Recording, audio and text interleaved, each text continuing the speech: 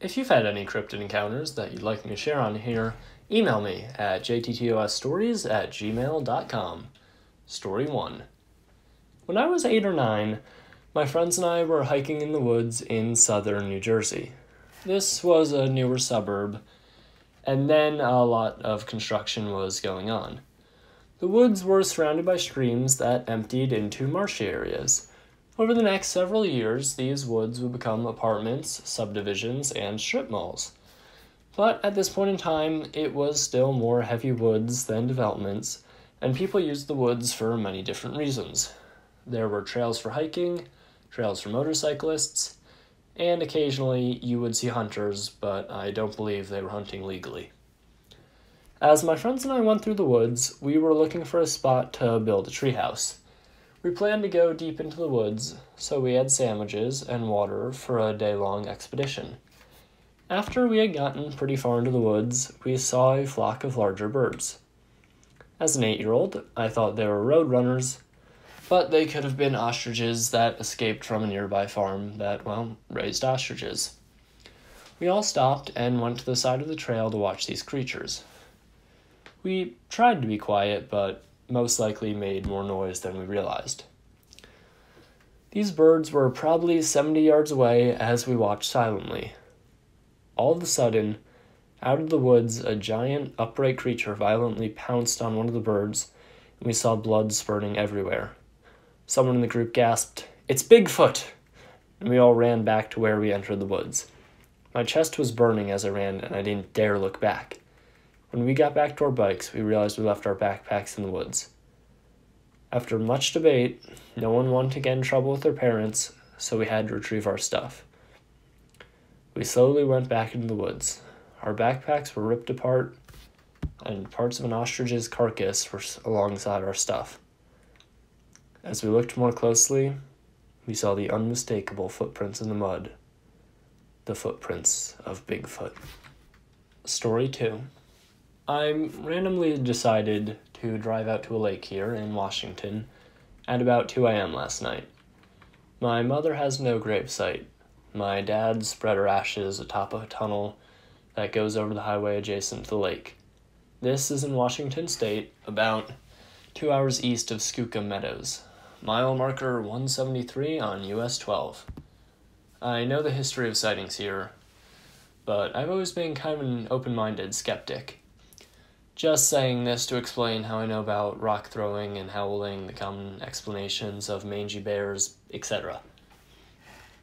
I had only just gone to the only 24/7 grocery store we have to get some cat litter, just trying to avoid people by shopping late, and suddenly got a bit of wanderlust and decided to go for a drive. I ended up on the highway that goes to the lake, and I thought, screw it, I'm already this far out. I will just go out and park by the tunnel and maybe say a few words. To be completely forthcoming, I have never been out there in the 10 years since she passed, and was feeling guilty about that. I never go out there on Memorial Day because campers are always flooding the area. I told myself driving out there this late at night was a little dangerous, but I just felt this pull to keep going. So I told myself I'd just be really vigilant, drive slowly, and watch for deer. Well, I was driving pretty slowly with my high beams on. I think I was doing about 45, keeping my eyes peeled and scanning the sides of the road for deer more than anything. I usually watch closely by the edges of guardrails since, in my experience, that's where they like to pop out and become dangerous. I noticed a funny-looking dead tree standing what looked like a few feet back from the guardrail. Now, this all unfolded in less than a second. I noticed it had a really strange shape for a dead tree. And I thought to myself, almost looks like it has a head and shoulders. And then when I looked at its bark, my stomach sunk. I had never felt fear like that before. Like an instinctual dread filled me before any conscious thoughts did. I was already passing it when my brain finally processed it. That was not tree bark, was it? I kept thinking. I mean, I've seen fuzzy trees before, but I couldn't remember if that was in movies or in real life. and as I drove, I kept looking at the trees around, and not one was light brown and fuzzy like I had seen. At that point, I started thinking, I bet this is why people think they see Bigfoot, because I've never felt fear like this. I've been in a lot of gnarly situations. I have PTSD. I'm very familiar with adrenaline and the heart racing feeling, hearing death, etc. This was a different kind of fear, and I can't quantify the difference. But if I had to choose a word, it has to be dread. I dreaded whatever it was I just saw, and didn't want to be in the woods anymore. It didn't even occur to me to stop and to look, and in fact I had to keep myself from just speeding away. I got to the tunnel and parked, and I was still pretty freaked out. The entire way there, I had been scanning for deer, and I swear I was seeing things ducking behind trees, but knew that at least it was just my imagination. That's what I thought. I kept telling myself to get out of the car, but I just couldn't. Couldn't think about my mom anymore. I had no idea what to say other than, "Hey Mom, I'm getting out of here." I was just so sure that a branch or rock or something was going to come crashing against my car from the tree line to my right. I could see where the tree line stopped, and just a little beyond it from my headlights. But the more I looked into the darkness beyond, the more scared I got, and I just left before even turning my engine off. I was feeling kind of foolish, thinking I just let myself get afraid of the dark and made a waste of gas.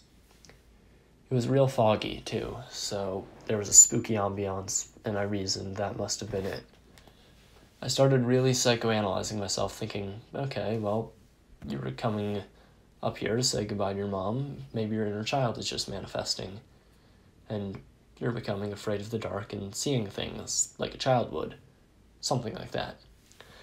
I was really grasping for straws because I was nearing the spot where I'd seen it, and the closer I got, the more I was practically praying to see a dead tree on the side. I passed where I was when I saw it, between mile marker 174 and 173, and I thought, must still be a little ahead. I did this maybe 3 times before I finally accepted there was never a fuzzy dead tree. I kept thinking to myself, okay, it was just a bear. You're no woodsman, you'd probably not recognize a bear, especially if it were emaciated and had mange. But I think I was just saying that to comfort myself. I have seen a few bears now and then, and up close in zoos. We don't have any brown bear here, and the bark was a very light brown. It was also too shaggy to have been a black bear's coat, even if it were a light-colored one. And one that tall, this was like someone stapled a brown shag carpet to a dead tree that was broken off in just the right way that it appeared to have a head and shoulders. I can't really guess at the height and feet, but if a full-grown man had been standing on the guardrail in front of the tree, the feature that appeared to be shoulders would be a good torso's worth of height above the man's shoulders. So I don't know what to think. I've never been skeptical enough to outright dismiss Bigfoot's existence, but whenever I have heard accounts like this, I've always sought a logical explanation, assuming that people just were imagining things too much, etc. It bothers me a lot that I could not find that tree, and I'm no longer convinced that's all it was. I've never felt a terror like that, and like an overwhelming feeling that should not be in there. I don't know that I will ever feel comfortable in that area again, but I do know for sure I'm never going out there at night again. I guess logical step would be to go back out during daylight and see if I can spot the tree again, but a part of me doesn't want to go out and not find it. I'm pretty happy to assume that I just missed it on my way back, that it was dark, so it looked a funny way, but that's just a soothing lie. The only explanation I can come up with that I'm even half able to believe is that it was an elk. It looked a lot like elk fur would, but more coarse and shaggy, but I've seen plenty of elk along the roadway, and never one standing upright to have appeared to be a tree. Definitely not a bull, as there were no antlers. The cows don't stand that high at the shoulder. So this might be a weird one. I'm not trying to convince anyone I saw a Bigfoot, and would actually like someone to convince me that I didn't, so I can feel safe going back out there one day. I always plan to go up there with my sister sometime, but don't want to tell her now that I'm too afraid because I saw a Bigfoot.